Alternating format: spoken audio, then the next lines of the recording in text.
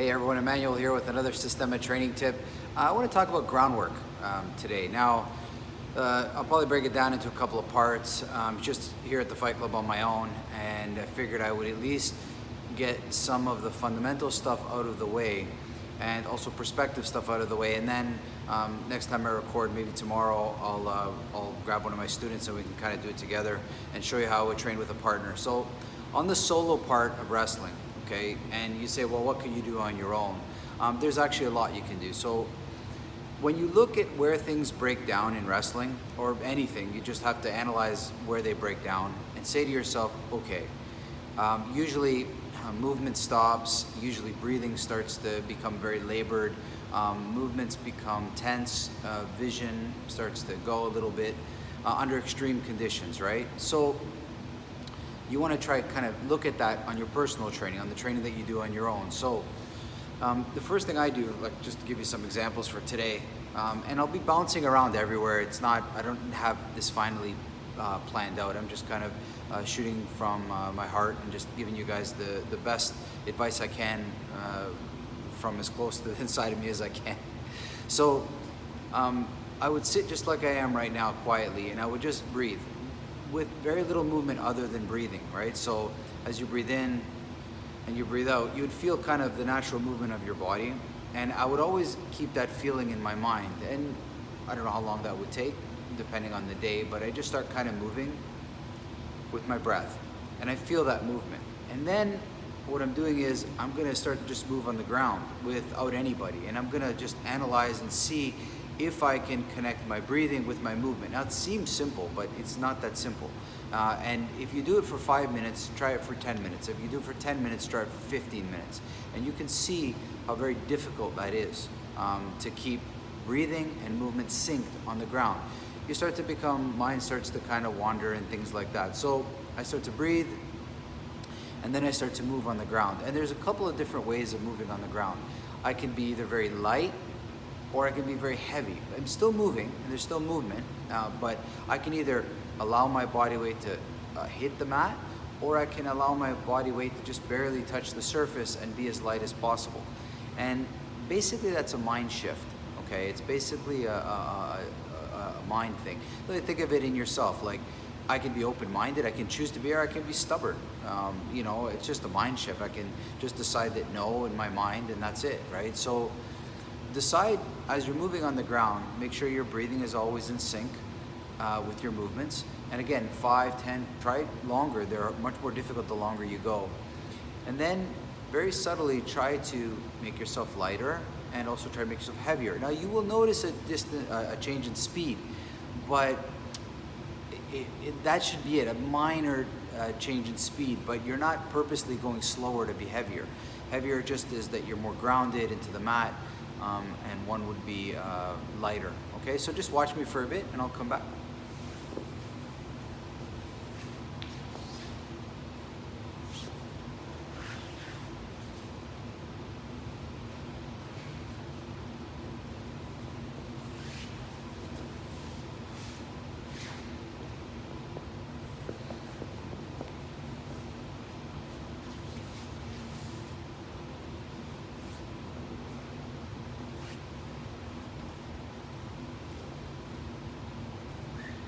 So you get the idea.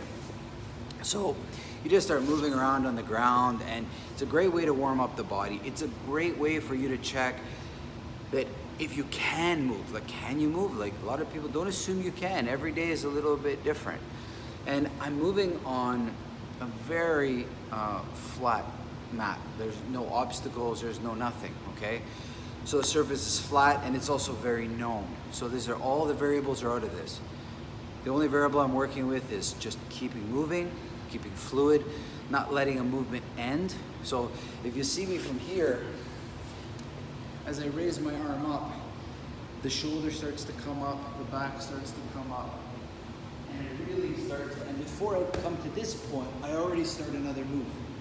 So it's like I'm very cognizant of the movements as they're just about to end right here, I turn my wrist. Just before it's about to end right here, I get this hand started. So you could use some analogies with driving. If you're driving, ideally you don't want the car to stop. You want to kind of keep moving through traffic. You want to avoid stopping if you can, so stop-start becomes more annoying, even if you can coast through the traffic a little bit. So you're looking ahead for potential places that will stop you, and then you kind of move around, okay? It's the same. I'm being aware of where the stops are or where the edges of my movement are, and before I get to that edge or that stop, I start another movement so that I already have another way of going rather than stop-start, because stop-start takes a lot of energy out of you. So you start to move on the ground like this, and again, every day will be a little bit different, so just check it out. If you have old injuries, you will notice that. Like right now, I've got something going on in my back. I don't know if I got a rib out or something, but I can feel it when I move. Every time I touch it, it bothers me. It's fine, but it bothers me. Like, you'll have these different aches talking to you as you start to move, and you know, your idea in that case would be to deal with this situation, right? That's a natural opponent, as they say. So now the progression would go like this. Then again, we're talking about solo training. Now I would add some tension to this. So what I would say would be, I'll tense up a part of my body, let's say my arm. So I'll kind of like I've got somebody in a headlock. And now I'm gonna start to kind of move, holding this, right? So I start to kind of move my body and see, can I move holding something? Now listen, you want to get funky with it and pick up a kettlebell, or it's up to you, I don't care. It's good enough just to hold something tense. So if I'm holding this arm tense now, I'm trying to check that all the rest of my body, head, neck, that the only thing that's tight is this, and that, can I move with it? Can I move holding this tension? Now I'm going to go to my stomach, so I'm going to make my stomach really strong and see if I can, hold a tight stomach. And then later I'm going to hold my leg really strong, and I'm going to see, can I hold my leg strong? You can do this with the entire body. So you work through every muscle group, neck, face, back. So these are elements of wrestling. Like when you're wrestling with somebody, you have to maybe hold something tight and then also move. It's not like I hold a person and all of my body is encapsulated with tension. That's ridiculous, right? You need to hold enough strength to accomplish what you need to get done. And then from there, you have to continue moving. You could do it with two things. I could say both my arms and start to move, or both my legs and start to move. It does not really matter, but you check and see, can I move with some tension? Can I move with holding some tension? Now, again, it can be any variety of ideas that you have in your head. Some wrestlers will envision wrestling moves. You don't need to do that. I mean, you can just simply hold that muscle tense without any other idea like that in your head and see if you can move freely. A lot of the inspiration for stuff like this comes for me from gymnastics. I love watching like the pommel horse or the rings, and watching how a gymnast can have his arms completely strong and then his entire body, like the legs and the back, be so relaxed and rotate and twist and do flips. And at one point the arms are relaxed, then in a second they get strong, and then they relax, and then they get strong, like in that iron cross thing. Pommel horse, perfect example again. The idea of being able to contract and relax your muscles upon your command as to what benefits you under what you're trying to do, that's wrestling. What I see sometimes when people wrestle is they hold on and it's desperation. And if you connect attention to desperation, it'll never really be proper, guys. It'll never really work for you. There's a ceiling to that. You'll probably get to a basic or an intermediate level of understanding. The next level will elude you a lot. You have to be able to hold strong, but not lock yourself. So a good analogy I give my students is, if you put your hands out like this and just grab yourself as tight as you possibly can, this is what it looks like to me when people wrestle. It's like they lock themselves. Like, you see, there's nothing, I'm grabbing nothing, there's nothing between my arms, I'm just grabbing myself. Imagine if I wrestled and I grabbed the person so strong that I locked myself too. That's ridiculous. You need to lock the person, but not yourself. So this is an idea, a perspective that you need to have when you grab somebody. Nothing wrong with that, but just don't lock yourself in the process of doing that, right? Very important. It's like getting angry and then angering yourself. Like, it's no point, like, don't, if there's a situation you can get angry, but don't anger yourself. Like, just be angry at the situation, be angry at the person, but don't be angry that you got angry. That's like, if you did that, it's ridiculous, it's not a good thing to do. So there's the progression. You find your breathing, you keep your breathing while you move calmly, then you add some tension to different parts of your body and see how you can move, because the movement will be different, and all different body parts. And you just keep moving around like that. And then you start to slowly add some fun tools in there. So I'll bring in a stick, I'll go get it right now. Let me just bring you some stuff.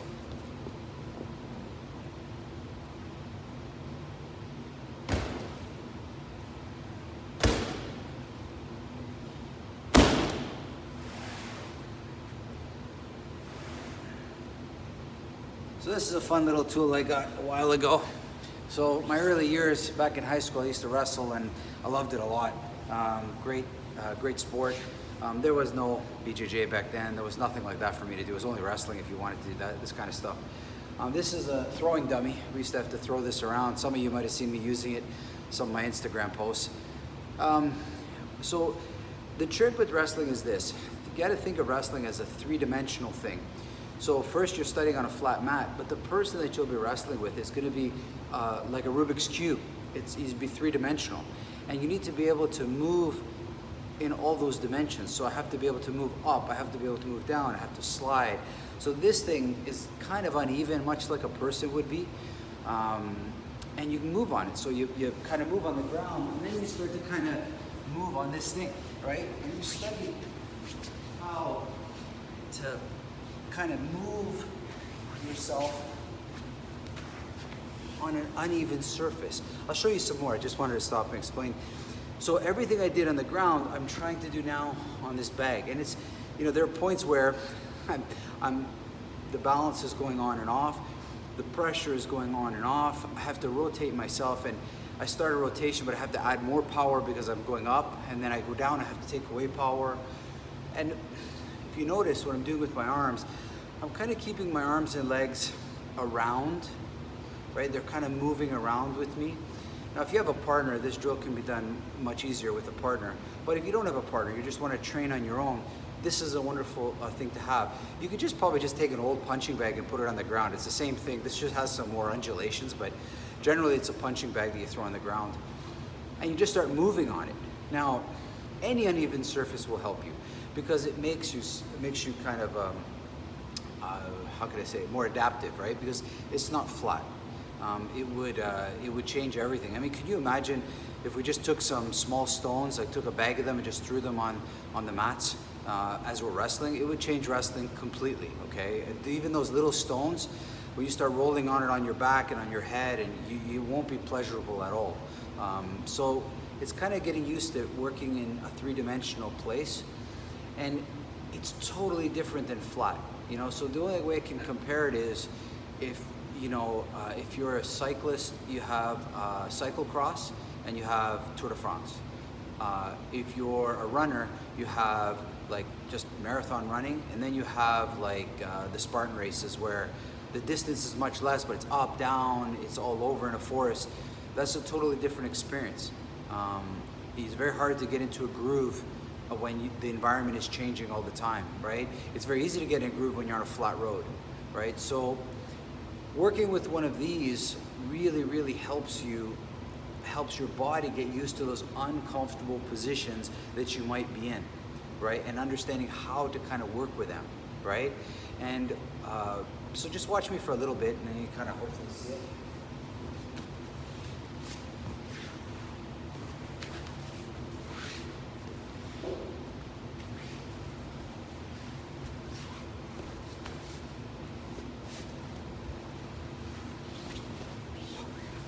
Anyway, what I get a kick out of is how you can move yourself in one direction and then relax and change directions completely. And again, I had the luxury of wrestling in my high school with some really good wrestlers, like, top top provincial wrestlers, and they just taught me so much. I wasn't ready for it, but I was marveled by how body could be going in one direction, then very quickly change the direction, just with some relaxation and with some momentum switches. So I love this kind of stuff like this. It gets very interesting here. And then, there's many more. You could take a stick and start to move on the ground with the stick. Again, it's a restriction. The stick, however you hold the stick, locks you, just like a grab or wrestler would, or somebody wrestling with you would. And you have to kind of learn how to navigate that. So it's going to cause you tension. So if I put a stick across my chest and I hold it, this is causing me tension. But I somehow still have to feel how to move in that situation, right? So, this is just kind of a small intro into some ideas of how I practice groundwork on my own. Just to kind of, there's always a lot of questions people ask me how I train, and I always tell people there's really nothing new in martial arts, right? It's like, try to think of, let's say, tennis. Like, there's nothing really new. Like, when you start tennis, there's a ball, a racket, somebody on the other side, you hit the ball to them, they hit it back, a couple of different ways you can hit it. What really changes? The game is the exact same, you just do it better. And in saying that, more thinking is not necessary, and more doing is, and it's just being okay with that thing that you're going to do over and over and over again, getting lost in that process of just do this again, do this again, do this again. At the beginning it doesn't seem like nothing's happening, but then all of a sudden you move a little better, you breathe a little bit, you relax a little bit more, you see a little bit more, changes start to happen. So you need to get very comfortable in that process, that there's not much new out there, guys. You're just gonna, what you're gonna do is just do it better. So there really is no end to training. So I always go back to the beginning, and especially times like this now, where we're all of us with social distancing, we're all left to train on our own. And in some ways, it's a blessing for us. We can go back to the stuff we know and our own training, and maybe take it more seriously or be more diligent with it. This is going to be super important for all of us to kind of figure out. The other piece I'll leave you with is to really think about perspective, right? Think about perspectives of wrestling, groundwork in general. Hardcore wrestling is not the only definition of what groundwork is. There are many cultures where people wrestle for celebrations. They celebrate. Oh, you're getting married. Oh, it's your birthday. We wrestle. And they have fun with it. They celebrate with it. The Tour de France is not the epitome of cycling, guys. A lot of people don't partake in the Tour de France. They just cycle to work. They cycle just to stay healthy. They cycle to be social and hang out. And it's not everybody. You don't have to say you've got to do the Tour de France or it's nothing. You don't have to say, well, it's either MMA or nothing. It's either full-blown BJJ or nothing. It's not that. You can totally get healthy and have fun and grow and be youthful and experience 80 to 90% of what you need to do doing this. You don't need to compete and beat somebody in order to get any benefit of it. If you want to do that, that's your choice. Just something to think about, right? Just a perspective thing. And going back to the beginning and to the basics and re-understanding them and re-practicing them over and over and over is what's going to build you so much character, okay? The trick is to, when you start to transition what you learn here to when you're working with a partner. And I'm going to show you this next time I have a student here. I'll record a session of what I'm showing now, but with a partner, and how I would build up into it, okay? Very important to see the progress. And the progress is the most important, because what I'm paying attention to is my mental state. I want to be frustrated, but frustrated that I want to keep doing it, not frustrated that I want to give up.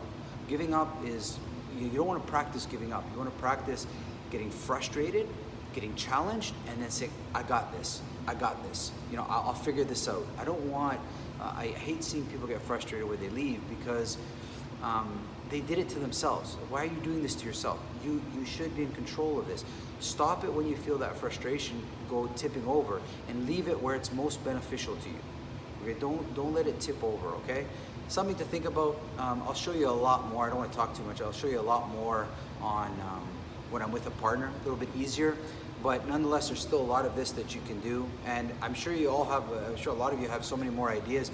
Feel free on sharing them, guys. I'm not the be and end all to this. You know, I'm just simply communicating some of my perspectives. There's some amazing wrestlers out there.